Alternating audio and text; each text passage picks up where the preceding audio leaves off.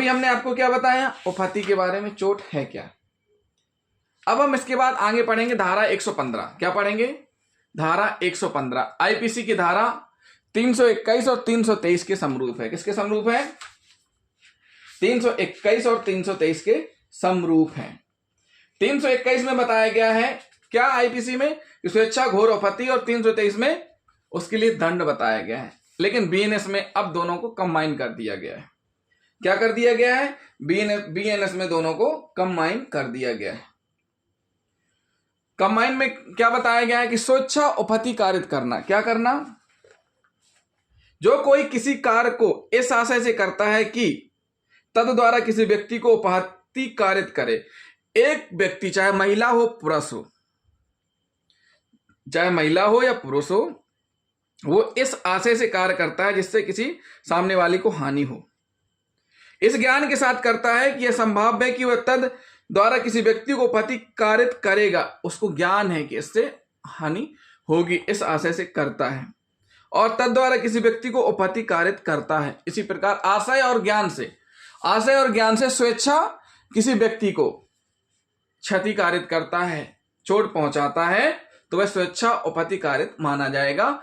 ये बीएनएस की धारा 115 के सब क्लोज 1 है। बीएनएस की धारा 115 का सब क्लोज 2 क्या बोल रहा है कि जो कोई धारा 122 यानी बीएनएस की धारा 122 का सब क्लोज 1 को छोड़ करके फिर इंजरी पहुंचाता है।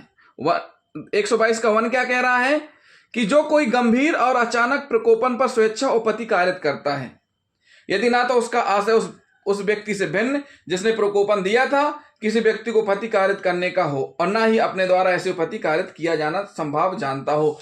मतलब इस प्रकार की जो चोट पहुंचाई गई है उसको प्रकोपित किया जा रहा है, इसलिए अचानक उसने चोट पहुंचा दी। ऐसी स्थिति को छोड़ करके अगर वह स्वेच्छा उपहति कारित करता है साशय और ज्ञान से, तो उसको सजा मिलेगी कितनी? 1 वर्ष तक का कारावास और 10,000 तक का जुर्माना। यह दोनों से दंडित किया जाएगा। क्या रहेगा? यह दोनों से दंडित किया जाएगा। तो साथियों, बीएनएस की धारा 114 में बताया गया है उपहति के बारे में, चोट के बारे में। चोट 2 प्रकार की होती है, सिंपल और ग्रीवियस। बीएनएस की धारा 115 में बताया गया है, जो कि आईपीसी की धारा 321 323 के समरूप है, जो स्वेच्छा उपहति कारित करता है, उपहति कारित करने का आशय और ज्ञान रहता है, उसके अनुसार वह क्षति पहुंचाता है किसी दूसरी व्यक्ति को, चाहे महिला हो चाहे पुरुष हो। और साथ ही साथ बीएनएस की धारा 122 का सब क्लोज 1 को छोड़ करके कि जो स्वेच्छा उपहति कारित की गई है यह प्रकोपन के द्वारा ना की गई हो, उस स्थिति को छोड़ करके अगर कोई स्वेच्छा उपहति कारित करता है तो उसको सजा कितनी मिलेगी? 1 वर्ष तक का कारावास, 10,000 तक का जुर्माना। यह दोनों से दंडनीय माना जाएगा। यानी कि अब स्वेच्छा उपहति कारित करने पर पहले आईपीसी की धारा 323 दर होती थी, अब क्या लिखी जाएगी? बीएनएस की धारा 115 दंड के लिए। पहले दंड के लिए धारा क्या थी आईपीसी में? 323। अब क्या होगी? बीएनएस की धारा 115।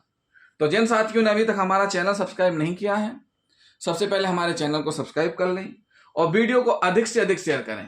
साथ ही साथ कमेंट भी करते जाएं, लाइक भी करते जाएं। थैंक यू दोस्तों।